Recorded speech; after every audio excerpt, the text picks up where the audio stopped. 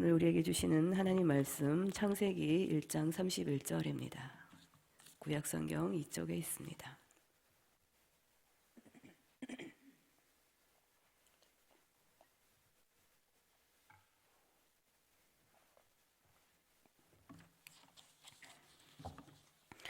창세기 1장 31절 말씀 다 찾으셨으면 우리가 한 목소리로 읽도록 하겠습니다.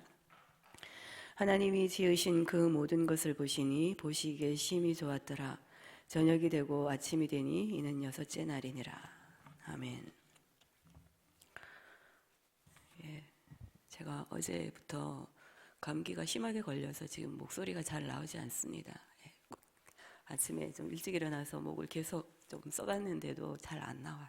듣기가 조금 불편하시더라도 이해하시고 말씀을 잘 받으시기 바랍니다. 이현주라고 하는 목사님이 계십니다. 목사님이시기도 하고 또 동화 작가로도 활동을 하시는 분인데, 그분이 쓴 동화 중에서 이런 내용의 동화가 있습니다. 제목이 알게모야라고 하는 거예요. 알게모야. 자, 똑같이 생긴 두 대의 트럭이 나란히 줄을 지어서 고속도로를 달리고 있습니다. 근데 앞에 가는 트럭에는 빵을 만드는 밀가루를 한가득 싣고 있었고요. 뒤에 따라오는 트럭은 집을 만드는 시멘트를 가득 채우고 고속도로를 달려갑니다. 네, 한참을 달려가다가 이 두 트럭을 운전하던 운전수가 똑같이 화장실에 가고 싶어서 이제 고속도로에 차를 대고 화장실을 갔다가 나오는 거죠. 그런데 다시 돌아온 두 운전수는 트럭이 똑같이 생겼기 때문에 차를 바꿔 타고 말았어요. 그래서 빵을 만드는 이제 밀가루를 운전했던 그 사람은 시멘트를, 그리고 시멘트를 가지고 갔던 사람은 밀가루를 이제 실은 트럭을 타고 이제 가게 되는 거죠. 그렇게 가다가 앞차가 먼저 아파트 건설 현장에 도착을 합니다. 그리고 싣고 온 밀가루를 이제 내리기 시작하죠. 이상하네. 내가 분명히 시멘트를 싣고 왔는데 밀가루가 있네. 어떻게, 내가 알게 뭐야. 나는 내려주고 가면 그만이지. 그리고 그냥 내려버리고 가버려요. 그 다음에 뒤차가 이제 빵 공장에 도착을 합니다. 그래서 빵 공장에 도착을 해서 싣고 온 이제 뭐가 들었죠? 시멘트 가루가 들었어요. 시멘트 가루를 내리기 시작하는 거죠. 이상하네. 내가 분명히 밀가루를 싣고 왔는데 왜 시멘트가 있지? 내가 알게 뭐야. 그냥 나는 내려주고 돈만 받으면 되지. 그러고 내려버립니다. 자, 두 차 모두 가루를 내려놓고 돌아가 버리는데, 건설 현장에서 이제 거기서 일하시는 분들이 작업을 하려고 포대를 뜯었어요. 그랬더니 거기에 시멘트가 있어야 되는데 밀가루가 있는 거예요. 이상하네. 시멘트가 오기로 했는데 밀가루가 왔네. 어떡하지? 그러다가 알게 뭐야. 내가 살 집도 아닌데 그냥 온 것으로 그냥 지으면 되지 라고 이야기를 하죠. 빵 공장의 제빵사들도 시멘트를 가지고 빵을 만듭니다. 의문을 가지고 교환을 했어야 되는데 귀찮은 거예요. 그래서 이상하네. 밀가루가 오기로 했는데 시멘트가 왔어. 그래도 뭐 내가 살 집 아니니까, 내가 먹을 거 아니니까. 그러고는 일을 합니다. 이제 집이 완성되고 빵도 완성되었어요. 자, 이 동화가 무엇을 말해주려고 하는지 다 이해가 되시죠? 이 서글픈 동화는 그들의 무책임한 행동이 어떤 결과를 낳는지 계속해서 이렇게 이야기를 합니다. 어느 날 두 개의 큰 소리가 들렸습니다. 무슨 소리일까요? 밀가루로 만든 집에서 살던 아이들이 그 밀가루로 집을 만들어 놨으니까 뜯어서 먹을 수 있잖아요. 아이들이 그 밀가루로 만든 집을 하나하나 야금야금 뜯어 먹어서 어느 순간 되니까 그 집이 그냥 와르르 무너져 버린 거예요. 그래서 그 밑에 깔린 불쌍한 아이들의 등뼈 부러지는 소리가 들렸다. 그리고 과자 가게에서 손님들이 시멘트로 만든 과자를 먹고 이빨 부러지는 소리가 우두둑 소리가 들렸다 라고 하는 거죠. 근데 이것만으로도 비극인데 이 동화의 결말이 더욱더 섬뜩합니다. 동화 끝에 이렇게 이야기하고 있어요. 운전사들은 그 후에도 열심히 일을 해서 돈을 벌었어요. 그리고 그 돈 벌은 것을 가지고 달나라의 땅을 무지막지하게 샀고, 그래서 나라에서, 정부에서 땅을 이렇게 넓힌 공로로 훈장까지 받았다더라 라고 하는 게 동화의 끝입니다. 예. 참 웃음을 짓게 하는 블랙 코미디 같은 그런 이야기죠. 이 동화에는 이기적인 우리 인간 군상들의 현실이 오롯이 반영되어 있는 듯합니다. 이 동화는 초등학교 국어 읽기 교과서에도 올라와 있는 그런 동화라고 합니다. 트럭 운전사들은 싣고 가던 가루가 바뀌었는데도 불구하고 알게 뭐야 라고 신경을 쓰지 않았고요. 건설 현장의 인부들과 또 빵 공장의 제빵사들도 가루가 바뀌어서 왔는데도 불구하고 알게 뭐야, 그냥 그것들을 가지고 일을 했어요. 왜 그렇습니까? 내가 먹을 것이 아니잖아요. 내가 살 집 아니잖아요. 자기 집 아니라고 불성실하게 일하는 사람들, 그리고 자기가 먹을 게 아니라고 아무거나 막 넣는 사람들, 그리고 그것들을 묵인하고 있는 그런 사람들에 대한 비판을 담고 있습니다. 수단과 방법을 가리지 않고 돈을 벌고 또 남을 밟고 올라서서라도 윗대가리에 올라가려고 하는 그러한 사람들, 그렇게 올라간 사람들을 성공한 사람이라고 인정하고 있는 오늘의 현실입니다. 자신의 의무도 하지 않으려 하고요, 책임도 지지 않으려고 하는 이기적인 인간 군상들이 오늘의 우리의 모습들이죠. 알게 뭐야, 나만 아니면 되지 라고 하는 이 파렴치함 또는 무책임함 또는 무사유, 이런 것들이 오늘 우리의 사회를 얼마나 멍들게 하고 있습니까? 알게 뭐야 라고 하는 이 말은 사실 언제 사용하는 말인가요?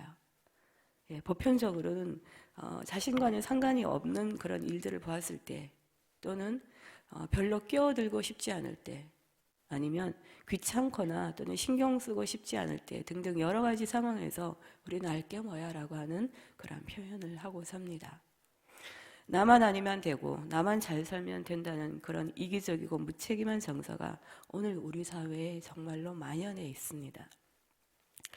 남의 집이 무너지고 사람들의 이가 부러져 나가도 나만 아니면 그만인 거죠. 무슨 짓을 해서라도 돈 많이 벌어서 나만 행복하게 잘 먹고 잘 살면 그만인 것이 오늘 우리 사회의 한 단면입니다. 그런데요, 정말 그렇습니까? 나만 아니면 됩니까? 나만 아니면 되나요? 내 것만 잘 그냥 내가 가지고 살면 되나요? 알게 뭐야 라고 하며 다른 사람이 어찌되든 나만이 상관없다는 그런 이기적인 마음은 하나님께서 이 세상을 만드실 때 보시기에 좋았더라 라고 하신 그 하나님의 마음을 정면으로 대척하고 있는 그런 부분입니다. 하나님께서 보시기에 좋았다라고 하신 이 세상을 망치고 있는 그러한 정서이죠. 하나님께서 이 세상을 만드실 때 하나하나 만드실 때마다 보시기에 좋았더라, 보시기에 좋았더라, 또는 너무 좋을 때는 보시기에 너무 좋았더라, 정말 좋았더라, 그렇게 우리에게 말씀해 주셨습니다. 하나님께서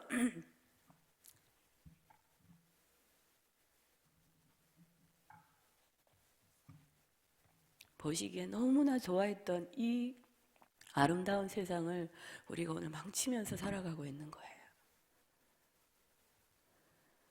나는 아니야, 나는 그렇게 살지 않아 라고 말할 수 있는 사람들이 여기 얼마나 있을까요? 저를 포함해서. 오늘 우리가 어떻습니까? 우리의 삶이. 우리도 역시 알게 모르게 알게 뭐야 라고 살아가는 경우가 없을까요? 우리 삶의 자리를 한번 돌아보십시오. 내 주위에 보면 주님을 믿지 않고 세상과 버타며 살아가는 가족들이나 이웃들이 참 많이 있습니다. 지옥 가든 말든 나만 천국 가면 그만이지. 혹시 그런 마음이 없으실까요?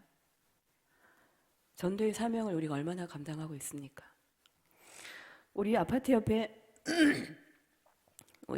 내가 살고 있는 아파트 옆에 장애인 시설이 들어온대요. 정부에서 그렇게 결정을 하고 거기 막 건물을 짓고 있대요. 아니면 내 아파트 옆에 화장장이 새로 생긴대요. 그러면 어떡하나요? 난리가 나잖아요. 왜요? 아파트 값 떨어지니까. 나만 잘 살면 되잖아요. 그런 혐오시설 오면 우리 아이들이 그런 곳에서 살게 할 수 없어라고 하는 것이 우리의 마음의 정서이잖아요. 우리 요즘 보면 저도 그런데요. 다이어트를 좀 했습니다. 살을 좀 뺐어요, 제가. 건강이 너무 안 좋아질 것 같아서 살을 뺐는데 먹을 것이 막 넘쳐나요. 그래서 다이어트를 할 정도로 정말 음식이 넘쳐나는 우리의 세상입니다. 그런데 지구 저편 어느 나라에는 먹을 것이 없어서 영양실조에 걸려 죽어가는 아이들이 수만 명, 수천 명 또는 뭐 수십만 명일 수도 있겠죠. 그 아이들을 위해서 후원할 생각이 그닥 들지 않습니다. 왜 그런가요? 내 자식 좋은 대학 보내기 위해서 비싼 돈 들여야 하니까 좋은 학원 보내야 되니까 그 아이들 돌아볼 여력이 없어요. 우리 요즘 일회용품 사용 굉장히 많이 하죠. 예, 일회용품 사용하는 것이 이 지구 환경에 정말 얼마나 많은 피해를 주는지 여러분 잘 아시잖아요. 지구가 뭉살을 앓습니다. 그런데도 불구하고 너무 별로 위화감이 없어요.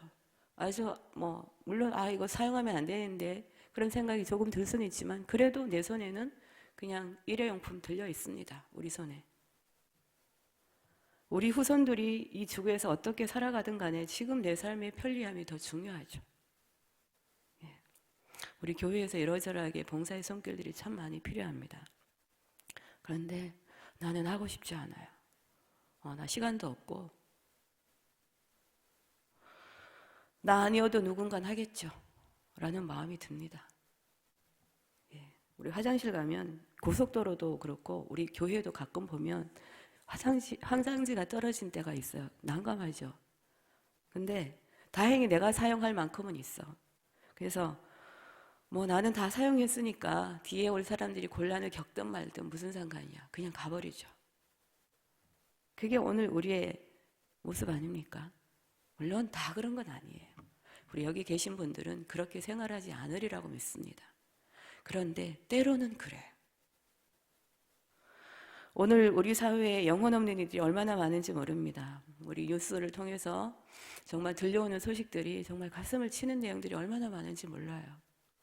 게임에 방해된다고 28개월 밖에 안 된 아이를 어떻게 해요? 코와 입을 막아서 그냥 죽음을 맞게 하죠. 그러고는 죽은 아이 옆에 두고 유유히 인터넷 게임 하고 있는 부정한 아빠.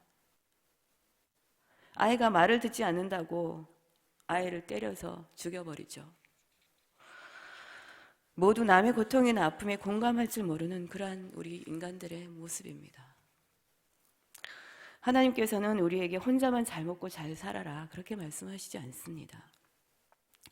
로마서 12장 15절 말씀에 즐거워하는 자들로 즐거워하고 우는 자들과 함께 울라라고 말씀하시죠. 즐거워하는 사람이 있다면 함께 즐거워해 주는 것은 마땅하고 당연한 거예요. 근데 즐거워하는 사람을 보면 배가 아파요. 우는 사람이 있다면 모른 체 하는 것이 아니라 다가가서 같이 위로해주고 격려해주고 같이 울어주는 것이 옳잖아요. 그런데 우리가 그렇게 하고 있습니까?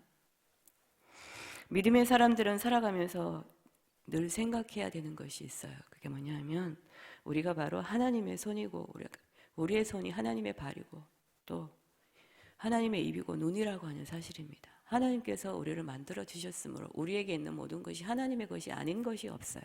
그러면 하나님의 것이면 하나님의 뜻대로 하나님의 말씀대로 우리가 사용해야죠. 하나님의 눈으로 세상을 바라보면 우리 눈에 들어오는 수많은 사람들과 상황들을 우리가 어떻게 대처해야 됩니까? 그냥 지나쳐야 되나요? 하나님 주신 눈을 가지고 맨날 컴퓨터 게임이나 하고 있고 이상한 것만 보고 있고 그렇게 해야 됩니까? 우리 입을 통해서 세상에 말씀하시고 우리의 발을 통해서 도움이 필요한 사람들에게 다가가는 우리의 손과 발이 돼야 되지 않겠습니까? 우리의 손을 통해서 사람들을 돕기를 원하시는 그 하나님의 마음을 우리가 다시 한번 생각해 보아야 할 것 같습니다. 하나님은 세상을 만드시고 그리고 우리 사람들을 만드시고 보시기에 좋았더라. 보시기에 심히 좋았더라 말씀하셨습니다. 보시기에 좋았던 세상으로 그리고 보시기에 좋았던 하나님의 사람들로 우리는 다시 한번 회복해야 될 줄로 믿습니다. 그러기 위해서 알게 뭐야가 아니라 어떡하지? 어떻게 하면 좋을까? 이렇게 물음표를 달아야죠. 개인주의와 이기주의가 팽배한 지금의 시기에 나만 좋으면 아무래도 상관없다라고 하는 생각이 자연스럽게 우리의 사고와 행동을 지배하지 않도록 늘 깨어있는 믿음을 견지하십시오. 우리들의 말과 행동을 통해서 다른 사람의 마음을 근심하게 하거나 또는 상처 주지 않도록 우리는 힘써야 됩니다. 특히나 서로에게 기쁨과 위로가 되는 말과 행동을 하실 수 있기를 바랍니다. 우리 하나님을 믿는 사람들은 당연히 그렇게 해야 되죠. 그럼에도 불구하고 저부터도 그렇게 못하는 경우가 얼마나 많은지 몰라요. 특히나 말로 상처 주고 말로 사람을 죽이잖아요. 그래서 오늘 우리 삶의 자리에서 좋은 말로 상대방에게 격려해주는 그런 말들을 꼭 하실 수 있기를 바랍니다. 고마워. 너 어떻게 생각하니? 나 때문이야. 너에겐 특별히 다른 점이 있어. 그건 정말 특별한 거야. 힘을 내. 내 생각이 잘못됐네. 내가 부족한데 이해해 줄 수 있겠니? 이런 유하고 좋은 말들 사용할 수 있잖아요. 근데 제가 저를 보니까 제가 경상도 사람인데요. 말을 굉장히 직선적으로 해요. 의도는 그런 게 아닌데 직선적으로 하고 말을 굉장히 좀 상처를 주는 말을 저도 굉장히 많이 하더라고요. 저부터 고쳐야 될 것 같아요. 말 한마디에 천냥빛을 갚는다는 속담도 있잖아요. 그래서 우리가 먼저 실천할 수 있기를 바랍니다. 하나님의 자녀로서 더불어 살아가는 지혜와 사랑의 마음을 갖도록 위해서 우리는 기도해야 될 일입니다. 그래서 알게 뭐야가 아니라 그런 말을 사용하지 마시고요. 자, 그런 마음들을 가질 그럴 때에 뒤에 올 사람이 혼란하지 않도록 새 화장지를 가지고 와서 걸어두고 가게 되겠죠. 일회용품 사용을 내가 나부터 조금이라도 줄여야지 라고 하는 마음이 든다라고 하면 어느 순간 개인 텀블러 들고 다니지 않겠어요?